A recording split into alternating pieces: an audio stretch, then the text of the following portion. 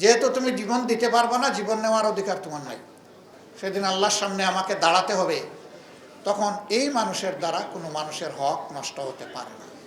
এই সূর্যের আলো, আকাশের বৃষ্টি, আকাশের স্বাদ, মাটির বিছানা, মাটির বিছানায় অসংখ্য সম্পদ রাজি আল্লাহ তাআলা আমাদের জন্য তৈরি করে দিয়েছেন। আল্লাহ বলছেন আমি এই সবগুলার হিসাব নেব।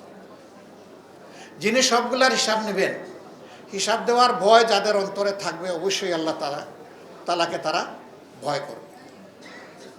এই যারা ভয় করবে তাদের হাতে মানুষ তো অবশ্যই, আল্লাহর সমস্ত সৃষ্টি নিরাপদ। আল্লাহর হাবিব বলেছেন, একটা পিঁপড়াকে অপ্রয়োজনে তার গায়ে হাত দিবে না, তাকে খুন করবে না, হত্যা করবে না, পায়ের তলে দলন পীড়ন করবে না।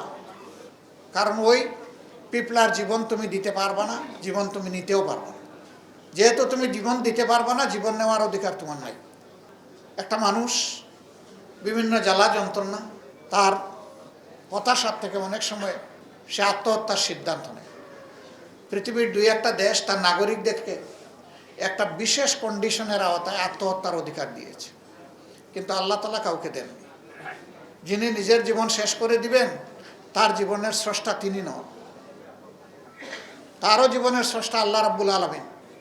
এই জন্য এই যে আল্লাহর এখতিয়ার ধরে লোকটা টান দিল, সারা জিন্দেগি 5 ওয়াক্ত নামাজি, রোজাদার, সাদকা দানকারী, আল্লাহর পথে চলনকারী, সেও যদি এই কাজ করে, তাকেও আল্লাহ বলছেন তোমাকে জাহান্নামে যেতে হবে।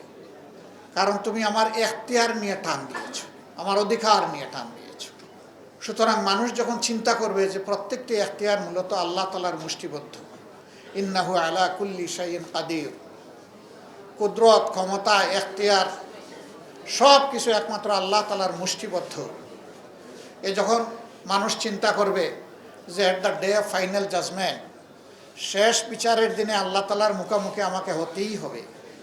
ইয়াউমুল কিয়ামা, কিয়ামা মানে দাঁড়িয়ে যাওয়া, সেদিন আল্লাহর সামনে আমাকে দাঁড়াতে হবে, তখন এই মানুষের দ্বারা কোনো মানুষের হক নষ্ট হতে পারে না, ইজ্জত লুণ্ঠিত হতে পারে না, জীবনের উপরে আঘাত আসতে পারে না। অতএব আল্লাহ তাআলা চান যে মানুষ যেন কেবলই তাকে ভয় করে, আর আল্লাহ যেভাবে তার বিধানে বলে দিয়েছেন সেইভাবে যার সম্মান পাও না তাকে সম্মান করবে, যার ভালোবাসা পাও না তাকে ভালোবাসবে।